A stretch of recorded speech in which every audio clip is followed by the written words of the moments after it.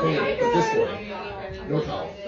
Being this way. Did you know that before Louis Pasteur laid down the groundwork for germ theory, and well before Dr. Joseph Lister's work on antisepsis in surgery and preventive medicine, there was a Hungarian-born physician by the name of Ignaz Semmelweis who, in Vienna in the 1840s, made some critical observations about the importance of hand washing, and he would later become known as the Saviour of Mothers. At the time at Vienna General Hospital, there were two clinics in which women would commonly give birth, the First Obstetrical Clinic and the Second Obstetrical Clinic. Well, it was no secret either to healthcare workers or the general population alike that women who gave birth at the first clinic had a 2 times higher risk of puerperal sepsis, also known as childbed fever, which was also associated with the risk for maternal death.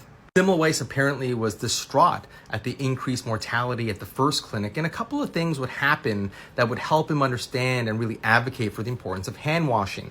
In the first place, one of his dear friends who was performing a post-mortem exam was accidentally poked or stabbed by a medical student, and his friend would later go on to die with the autopsy demonstrating pathology very similar to women who contracted puerperal fever.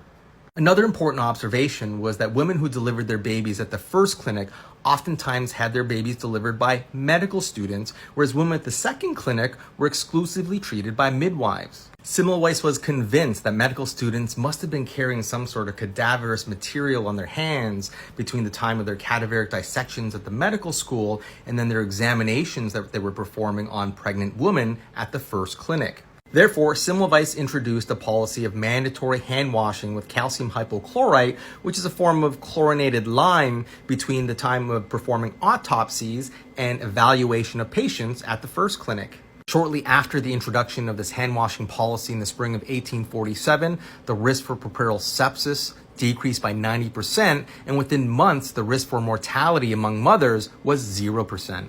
Unfortunately for Semmelweis, the local medical community was not very receptive to his ideas, and he essentially was laughed at and chased out of Vienna. Many years later, in the 1860s, it was reported that Semmelweis suffered a nervous breakdown, which resulted in him being institutionalized in an asylum.